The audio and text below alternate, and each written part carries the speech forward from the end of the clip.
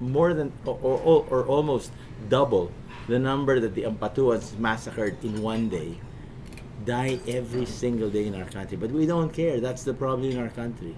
We don't care. We don't care for our fellow Filipinos anymore. The problem is, conflict should never be an excuse for why there is no national development. The Mindanao problem is simple to an overseas Filipino like me. For the last 50 years, Israel has waged a war with Palestine. Palestine has 1.5 times the number of people than Israel. And yet Israel has 20 times, has an economy 20 times greater than that of Palestine. Why is this the case? Because for 40 years, Israel dealt with one person, Yasser Arafat. Israel's leaders changed every 5 years. In other words, the problem with Muslim Mindanao is the dynastic situation that has prevailed from the beginning of time. It's either Dimaporo, Ampatuan, or any of these little warlords who feel that they own these people. And you need to see how their serfs, how their vassals live. You have to remember, in Maguindanao, there are only 10.9% with sanitary toilets. 10.9%. That's worse than animals in the United States. The maternal mortality rate in Sulu is 326 per 100,000 live births. That's worse than the most backward African nations on earth. So all these are statistics to us, but we don't care, since we don't care anyway that 100 Filipinos die from a treatable condition like tuberculosis every day.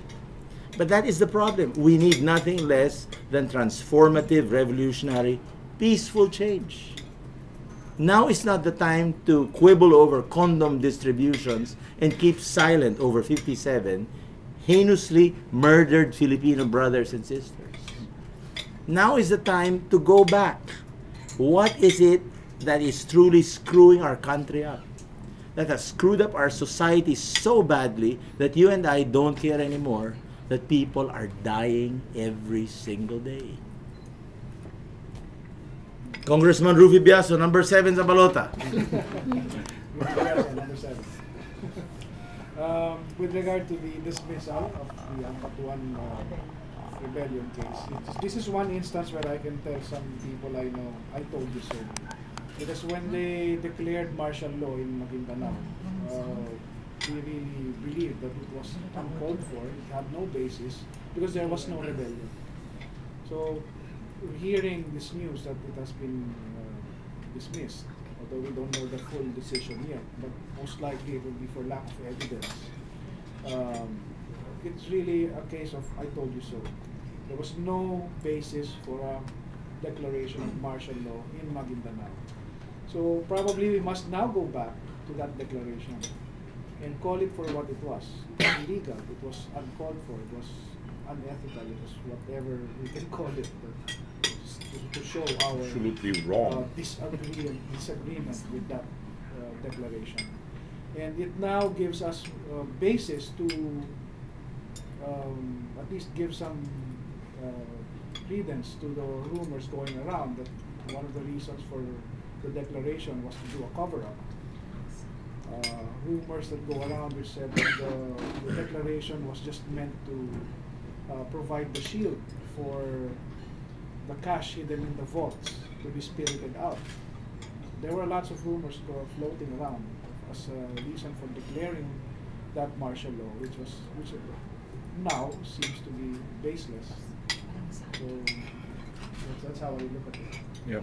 And may I add, since I just had a minute of my time, that the Ampatuan massacre is actually a clear illustration to my mind why Gibo Teodoro is totally discredited to me as a political candidate at this point. I mean, he is responsible, much more than I am, much more than Nino or Noynoy Aquino is, for this mess, you know. Gibo Teodoro is nothing less than the arch defender of the status quo in our society right now. And I don't care, he may be the most eloquent debater, he is still the arch defender of the status quo. And for that, he should be condemned for this. He allowed the Ampatuan massacre to occur as DND secretary. I mean, it's almost like he gave all those boxes of ammunition with love and respect and reverence from Gibo Teodoro, Secretary of National Defense. That's why, you know, every so often, as an overseas Filipino, I just pause and stop and think, is our country worth saving? When this guy is the idol of the youth, the eloquent defender of the status quo, who claims, my God, you need to elect me president because my father served Marcos, the dictator, the cleanest administration of Social Security, right? SSS. I wouldn't be proud of that. It's like Joseph Goebbels or Hermann Goering telling me, oh my God, I served Adolf Hitler and I never stole a cent from the coffers.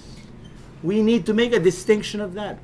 When you enable and abet a dictatorship that killed Filipinos, please do not be proud of that. Just my 2 cents worth from the number 5 candidate. Okay, next question. May follow up? Oh, sorry. So Rochelle is next. Hi. My question is, let me just why are you running under LP and why do you believe in Noynoy? Because personally, I'm supporting most LP senatoriables, but for the president, I'm not really convinced. Great Okay, question. great question. Now we're going to talk. Neric Where will we Acosta, start? number 1. Neric Acosta, una po sa balota. Taga Bukidnon po, Mindanao. Long-time liberal, ever since I began political life in 1995.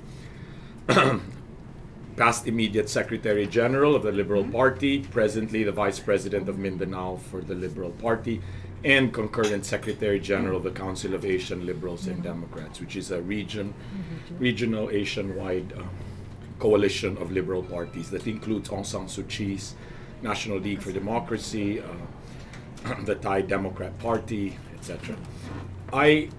That's why I'm born liberal. I'm originally liberal. My mother was, Jovi Salonga is our hero, etc. So without going into all of that, I truly believe in it. I represent it, the party abroad, and a leading voice of the liberals of Mindanao. Why Noynoy Aquino? You know, it's. I will speak not only because we're friends and we served together in Congress for 3 consecutive terms, but I would like to begin by saying that Noynoy is self-effacing. What you see really is someone who's painfully shy, who does not want to banner his accomplishments or his sense of duty and responsibility to the country, and especially to his family and to his sisters, and growing up as they did without the father and the kind of sacrifices and struggle of the family. But he would always say one thing, and one thing that I think is in many ways a moral guide for me. When we were deep in the impeachment and those dark days of the political crisis, Garci, the scandals, etc., Noynoy and I were key endorsers of the impeachment against GMA. I was getting a lot of pressure from the district and my constituencies. They were saying, wag na lang, mahirap na yan, kakalaban mo presidente, matatanggal kayo sa trabaho, sa mga chairmanships nyo, tanggal yung mga benefits ninyo, etc., etc. And I would come to Noy and say, I really don't, I'm young here. This is really the crossroads. I never